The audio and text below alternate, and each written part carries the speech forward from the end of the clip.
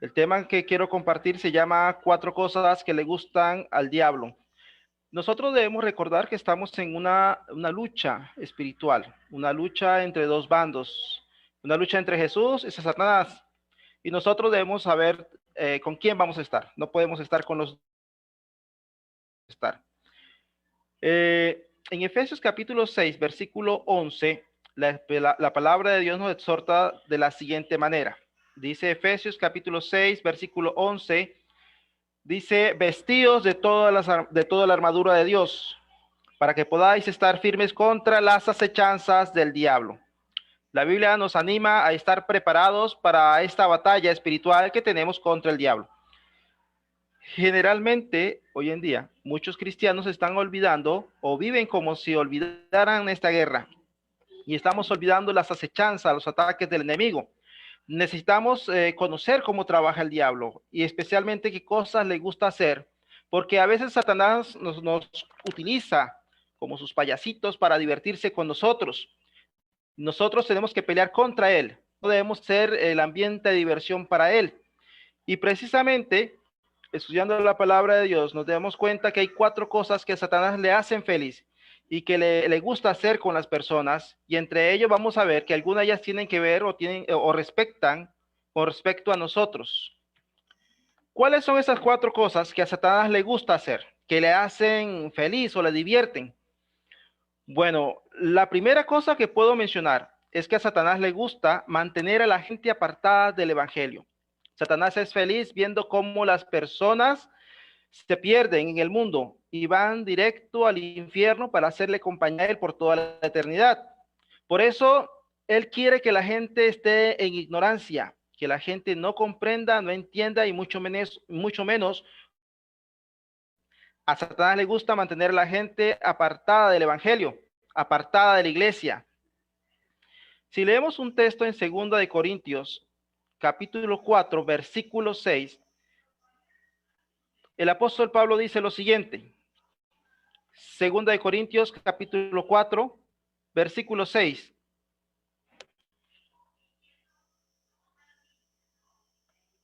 Dice la palabra del Señor, en los cuales el Dios de este siglo cegó el entendimiento de los incrédulos, para que no les resplandezca la luz del evangelio de la gloria de Cristo, el cual es imagen de Dios. Fíjense que el apóstol Pablo nos dice que Satanás está entenebreciendo, ocultando de la mente de las personas el evangelio.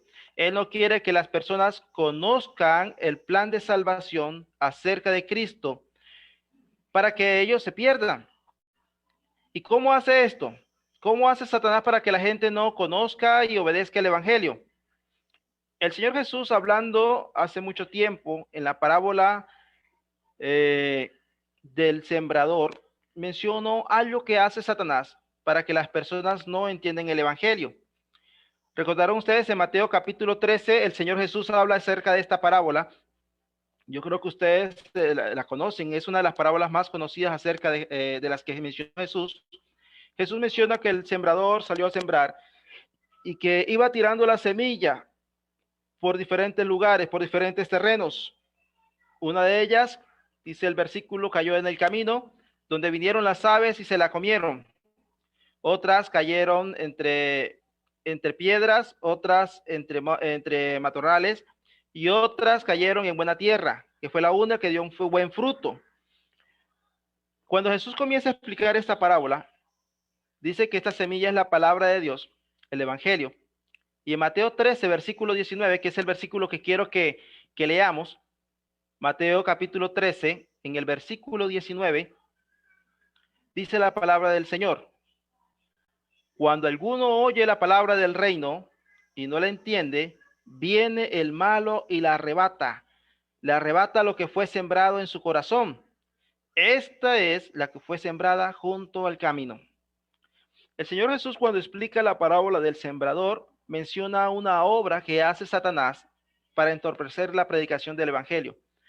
El versículo dice que cuando la palabra, esa semilla que cayó en el camino y que vinieron las aves y se las comieron, representa a aquellas personas que escuchan el evangelio, escuchan la palabra, pero dice el versículo que viene Satanás y arrebata lo que fue sembrado en su corazón. de tal forma que ellas no se conviertan. La pregunta que nos podemos hacer con respecto a este versículo, según lo que vemos, es ¿por qué él no hizo lo mismo con los demás terrenos? Solo en ese terreno se menciona la obra directa de Satanás, aquella palabra que cayó en un corazón donde vino Satanás y la quitó, mientras que en las demás no se menciona que haya hecho nada. Bueno, el mismo versículo dice que Satanás actúa de esa manera en aquellos que oyen la palabra del reino y no la entienden. Y porque no la llegan a entender, ellos no la creen. Para Satanás es muy fácil quitar la palabra del reino de aquellos corazones que por no entenderla no llegan a creer. En cambio, con los otros terrenos mencionan la semilla fue recibida en el corazón, fue creída y produjo germinó. Pero en este caso, aquellas personas que reciben la palabra y no la entienden, Satanás le gusta quitarla para que ellos después no vayan a creer. ¿Cómo hace Satanás esto de quitar la palabra del corazón de aquellos que no la entienden? Bueno, personalmente he visto que hay por lo menos dos maneras como Satanás hace esto. La primera es a través de la distracción. Cuando una persona no llega a entender bien el mensaje del evangelio, Satanás va a hacer que su mente se distraiga, comience a divagar en cualquier cosa, en las preocupaciones de la vida, tal vez, en las diferencias que hay entre una iglesia y otra y que al fin todas son iguales o a la vez son diferentes y no se va a concentrar bien en lo que le están explicando. En otro caso, Satanás comienza a colocar duda en el corazón de estas personas, dudas acerca de que si realmente es importante esto o no, o bueno, ¿por qué preocuparme acerca de esta iglesia, de este mensaje que me están trayendo, si igual ya yo estoy en otra iglesia? Comienza Satanás a sembrar esa duda para que las personas no tengan concentración en lo que le están explicando, y esa palabra que no ha llegado a entender muy bien, esa palabra del evangelio, las personas lleguen a olvidarla. Y de esa forma, para Satanás es placentero que esas personas, como no llegan a entender el evangelio y él quita esa palabra de su corazón, esas personas sigan en el camino de perdición. Qué triste ver que muchas personas están yendo al camino al infierno por la obra directa de Satanás al quitar la palabra de sus corazones porque no llegaron a entenderla. Pero precisamente el primer impedimento, lo primero que podríamos hacer para quitarle esa sonrisa al diablo y dejar que él esté alegre porque la gente se está perdiendo, es ayudar que esas personas lleguen a entender bien el mensaje, porque de ahí parte todo. En este versículo de Mateo 13, ellos no entienden la palabra y como ellos no entienden la palabra, Satanás fácilmente puede quitar la palabra del corazón de ellos. Entonces lo que nosotros podemos hacer para quitar esa sonrisa de la cara de Satanás y que él nos siga feliz es que nuestro mensaje, cuando vayamos a predicar el evangelio, necesitamos ser claros pero sencillos, de tal modo que la palabra del Señor llegue directamente al corazón de las personas, ellos puedan entenderla y obedecerla. Pablo dice en 1 Corintios precisamente, en 1 Corintios capítulo 2, quiero que me acompañen por favor en el versículo 1 y 2, que lo que hacía Pablo cuando predicaba el evangelio era ser así, directo, claro y sencillo. De estas las personas podían entender a cabalidad su mensaje. 1 Corintios capítulo 2, versículo 1 y 2 dice: así que, hermanos, cuando fui a vosotros para anunciarlos el testimonio de Dios, no fui con excelencia de palabras o de sabiduría, pues me propuse no saber entre vosotros cosa alguna, sino a Jesucristo y a este crucificado. El apóstol Pablo aquí nos está hablando cómo él inició su ministerio, la predicación en Corinto. Cuando él empezó allá a predicar, él dice en el versículo que no fue con excelencia de palabras o de sabiduría, sino que fue directo. Él fue a predicar a Jesucristo y a este crucificado. No me estoy refiriendo de que no debamos nos profundizar como cristianos en otro tema, de ninguna manera. Hay temas de la palabra que necesitan ser profundizados, escudriñados. Pero con respecto a la predicación del evangelio, que es lo que estamos viendo en este momento, nuestra predicación debe ser clara y sencilla. No debemos enfrascarnos en explicaciones científicas o explicaciones teológicas o filosóficas. A veces hay predicadores que comienzan en una predicación del evangelio a hablar del griego koiné. Y claramente esto no va a ser fácil digerir para aquellos que están empezando a escuchar el evangelio. Necesitamos ser directos en la predicación del evangelio de tal forma que estas personas puedan entender el mensaje. No podemos estar divagando en un tema y otro. Cuando vamos a predicar la palabra a estas personas, debemos ser directos. Personalmente, cuando yo voy a predicar el evangelio, trato de empezar con una pregunta directa y sencilla. Si usted llegase a morir hoy o el mundo se acabara, ¿estaría usted preparado para encontrarse con Dios? Cuando yo empecé a predicar el evangelio, me di cuenta que muchos hermanos comenzaban a hablar acerca de diezmos, acerca de la adoración, en cuanto a los instrumentos, en cuanto al papel de la mujer en la iglesia, y comenzaban a responder cualquier pregunta de cualquier tema con las personas, y la conversación iban diluyendo sobre temas y temas y temas, y nunca llevaban a nada directo. Y al final, los contactos muchas veces se aburrían de las conversaciones largas y no nos volvían a recibir. Así que lo que veo en este pasaje es eso. Hay que ser directos y claros para que las personas entiendan a cabalidad del mensaje del evangelio y ellos puedan creer y obedecer.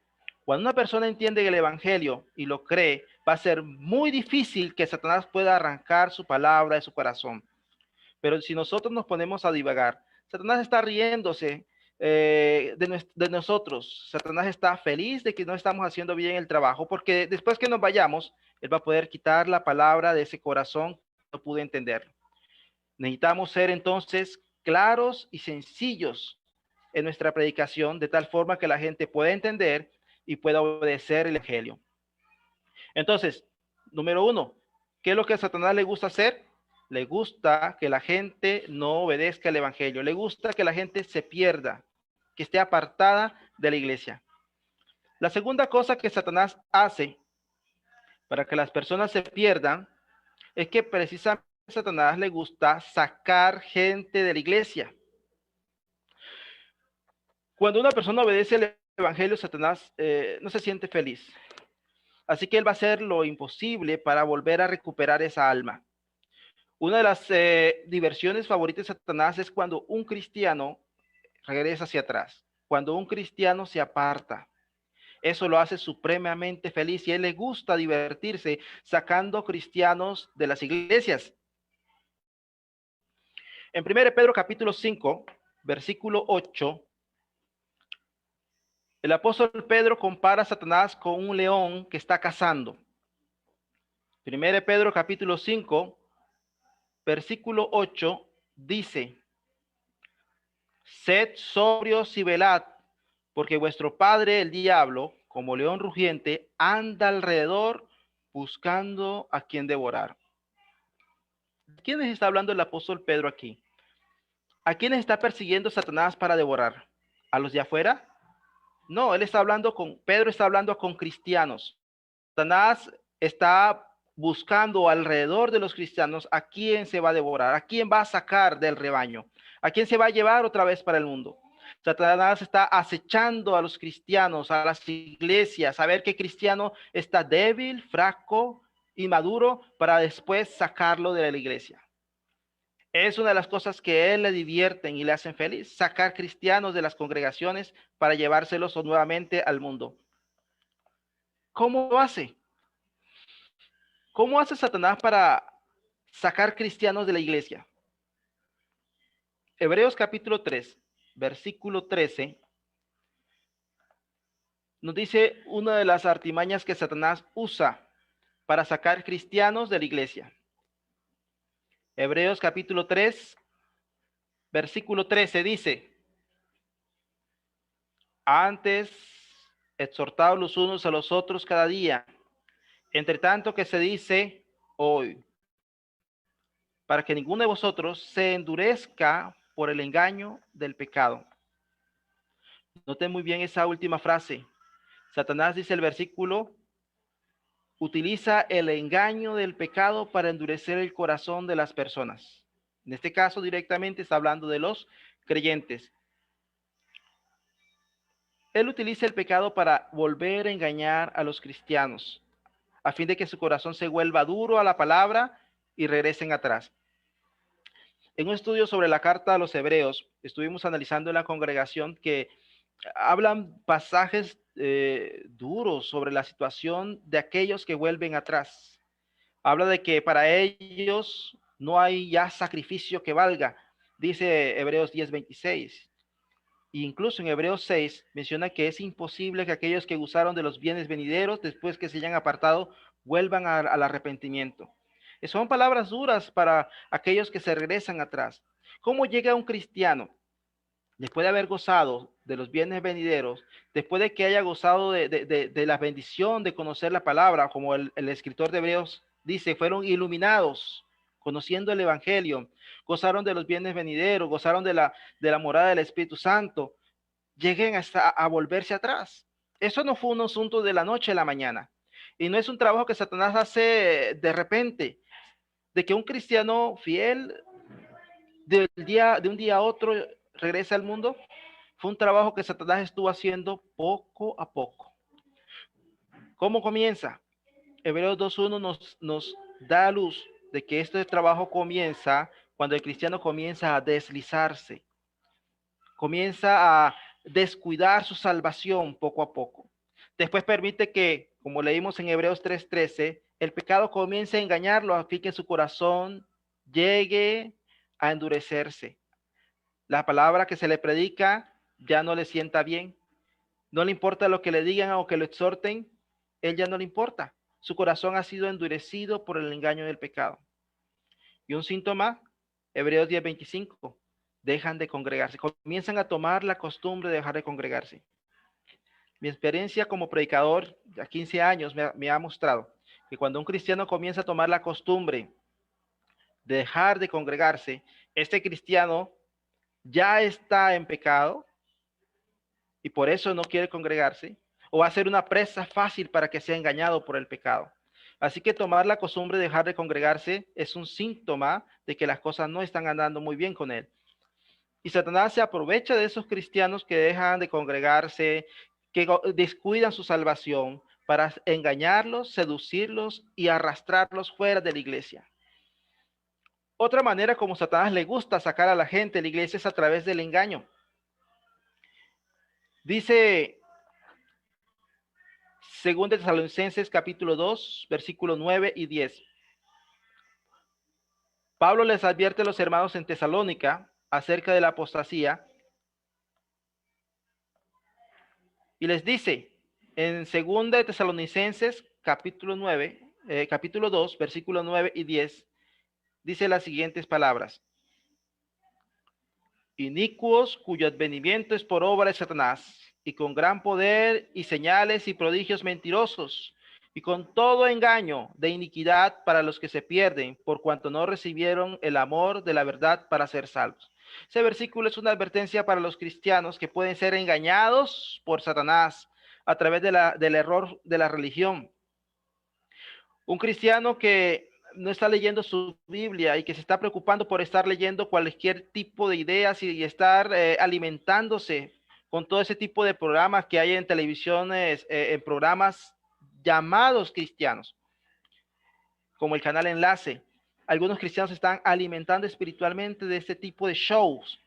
Son presa fácil de Satanás y al final son engañados y son sacados con el anzuelo del error de la iglesia. Y Satanás le gusta hacer esto. El mismo Jesús advierte en Mateo 24, versículo 24, le advirtió a los cristianos en el primer siglo con las siguientes palabras. Mateo 24, versículo 24. Dice, porque se levantarán falsos cristos y falsos profetas y harán grandes señales y prodigios, de tal manera que engañarán, si fuere posible, aún a los escogidos. El mismo Jesús advierte que Satanás puede engañar, si es posible, a los cristianos, a los escogidos de Dios. Entonces, hermanos, hay que tener mucho cuidado de no descuidarnos con la obra de Satanás. Él es feliz sacando a cristianos para llevárselos al mundo nuevamente. Primero, es feliz cuando él se divierte sacando la palabra de aquellos corazones que no entendieron el evangelio. Pero también es muy feliz cuando los cristianos se van de la iglesia, ya sea por el pecado o ya sea por el error doctrinal. Es entendible por qué Pablo en Primera de Tesalonicenses capítulo 3, versículo 5, le escribió las siguientes palabras a los hermanos en Tesalónica. Primera de Tesalonicenses capítulo 3, versículo 5. Él dice lo siguiente: por lo cual también yo, no pudiendo soportar más, envié para informarme de vuestra fe, no sea que os hubiese tentado el tentador y que nuestro trabajo resultase en vano.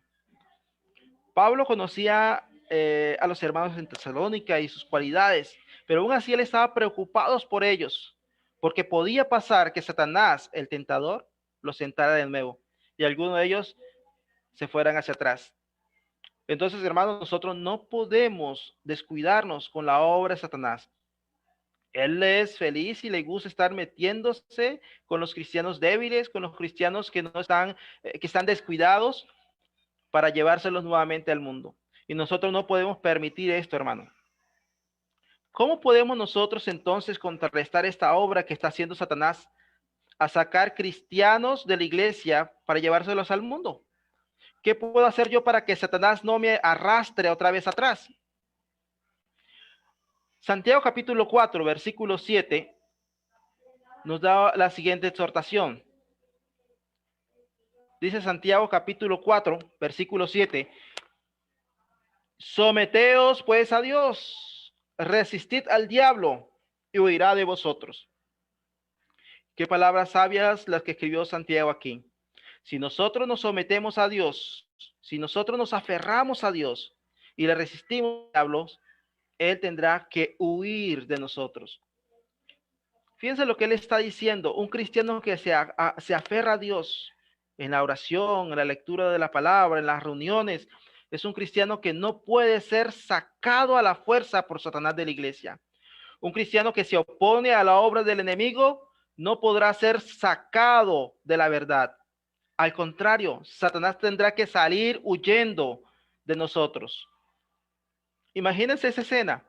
Satanás viene a nosotros pensando que puedes sacarnos, como tal vez un lobo saca las ovejas del baño, pero se encuentra con alguien poderoso, una persona poderosa, una persona que ha sido fortalecida por el Señor. Y él tiembla de miedo y sale huyendo al ver nuestra fortaleza de fe. Si un cristiano entonces está firme, si un cristiano se aferra al Señor, Satanás no puede contra él. También dice Hechos capítulo 20, versículo 32. Hechos capítulo 20, 32. Dice, y ahora, hermanos, os encomiendo a Dios y a la palabra de su gracia, que tiene poder para sobreedificaros y daros herencia con todos los santificados. El contexto de estas palabras nos hablan de Pablo estaba llamando a los ancianos de la iglesia en Éfeso para advertirle de la apostasía que se avecinaba. Algunos de ellos serían arrastrados de la verdadera fe, incluso comenzarían a hablar en contra de la verdad. Pero, ¿qué podría hacer el cristiano para no dejarse arrastrar por la apostasía? ¿Tendría que buscar un grupo de cristianos fieles o tendría que alinearse a algún tipo de coalición congregacional? No, el apóstol Pablo dice que lo único que puede hacer el cristiano contra el error es encomendarse a Dios y a la palabra de su gracia. Aferrarnos a la palabra de Dios nos mantiene limpio de la apostasía. Agarrarnos de la palabra de Dios, la palabra de su gracia, nos mantiene fortalecidos en contra del error y no podremos ser engañados por el enemigo. Entonces, hermanos, hay formas para que el cristiano no sea engañado ni arrastrado por Satanás hacia afuera. Satanás no se divierte cuando los cristianos están fieles y firmes. Para él es un horror ver a los cristianos aferrados a Dios y a su palabra, porque no van a ser presa fácil para ser arrastrados nuevamente con él al infierno.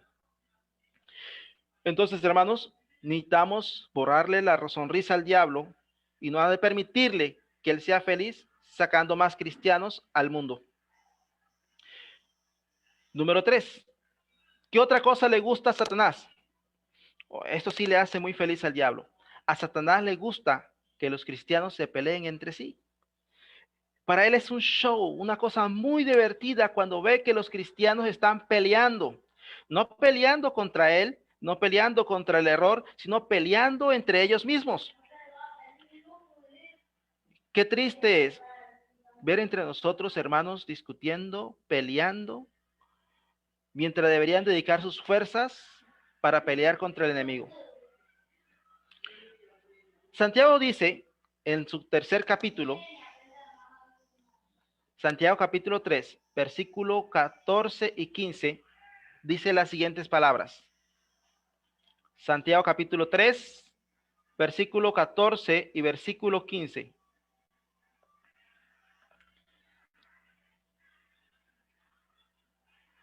Pero si tenéis celos amargos y contención en vuestro corazón, no os jactéis, ni mintáis contra la verdad, porque esa sabiduría no es de la que desciende de lo alto, sino terrenal, animal, diabólica.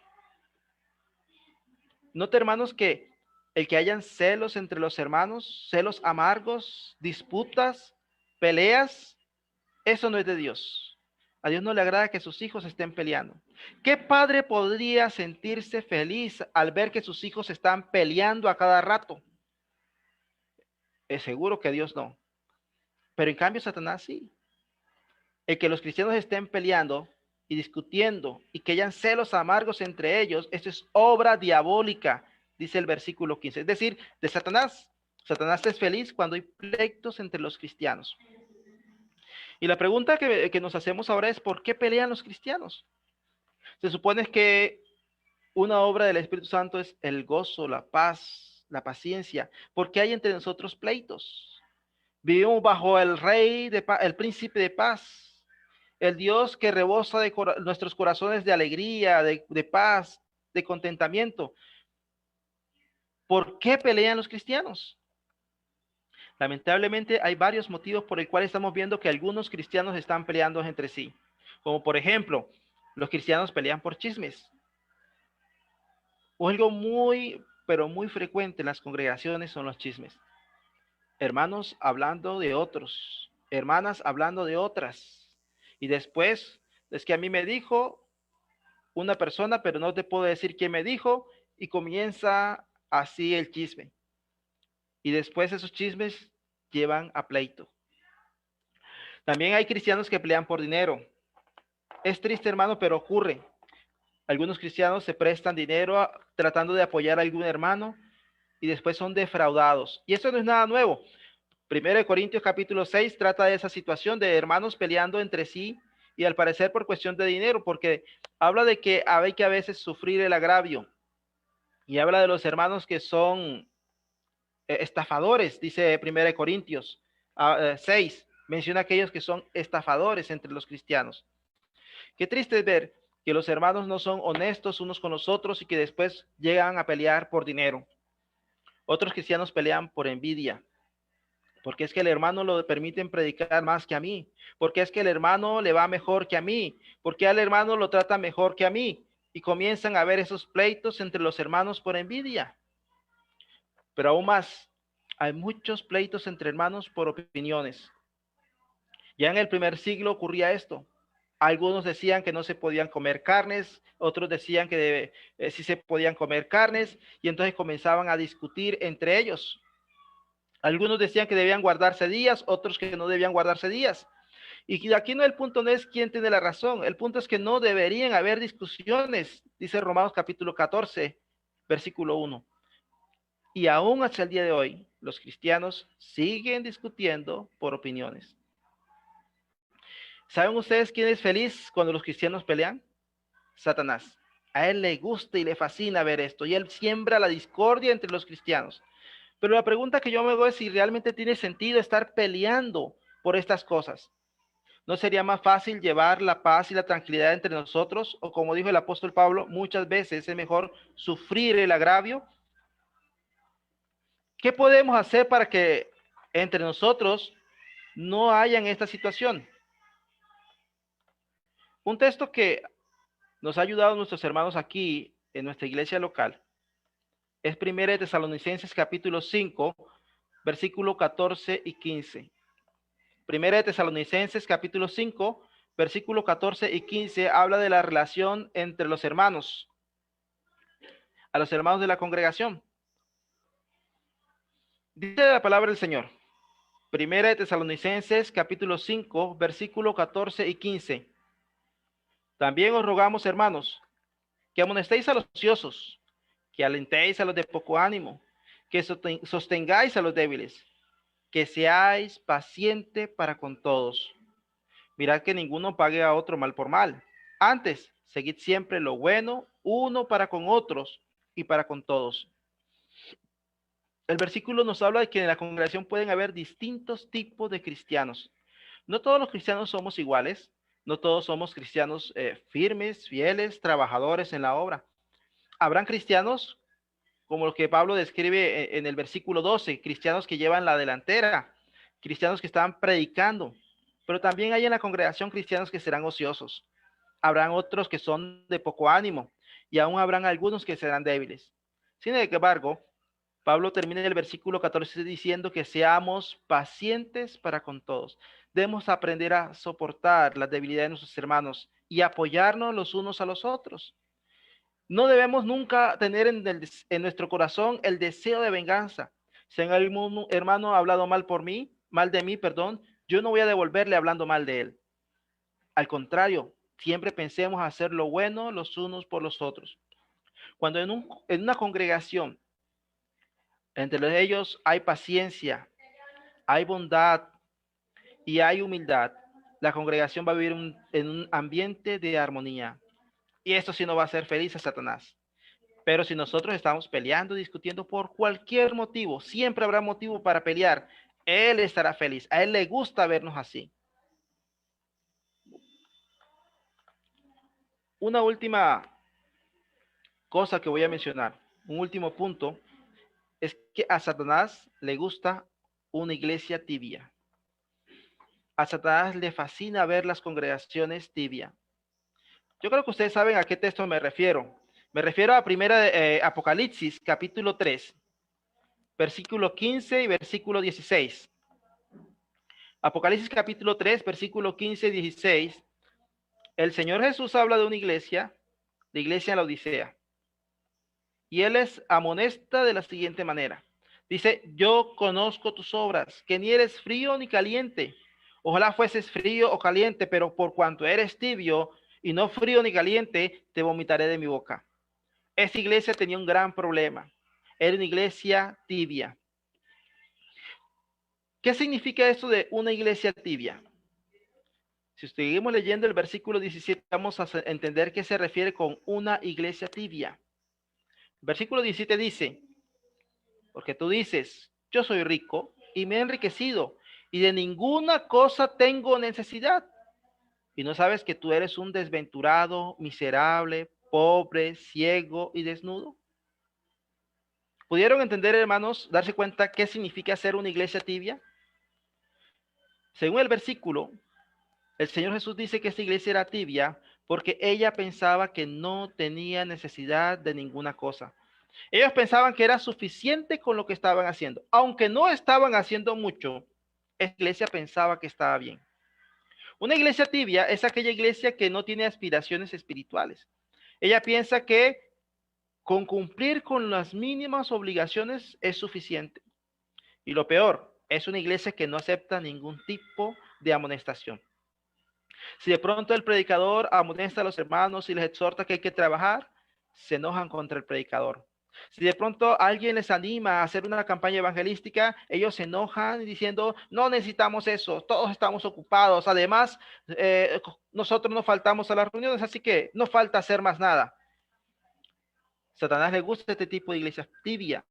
Porque una iglesia tibia es una iglesia que no está haciendo mayor cosa. ¿Conocen ustedes una iglesia, una congregación, o han visto alguna vez una congregación que se reúne una vez a la semana, que durante los últimos años no ha tenido ningún tipo de crecimiento ni numérico ni espiritual, cuyos miembros llegan a las reuniones y enseguida termina la oración, todos están saliendo deprisa del lugar de reunión? Esa es una iglesia tibia, una iglesia que no tiene ningún propósito o plan de trabajo. Es una iglesia tibia. Y vuelvo y repito, ese es el tipo de iglesia que a Satanás le gusta.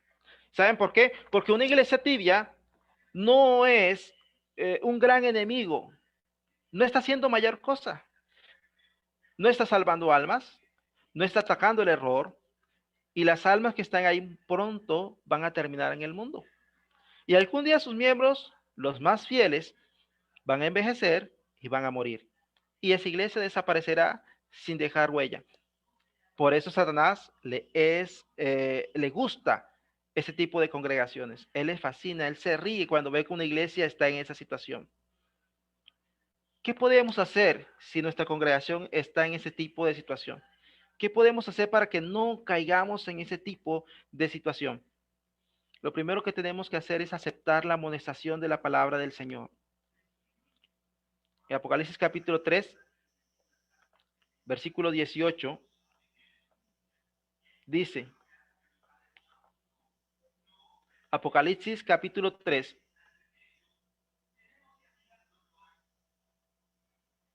perdón, 3:19, dice,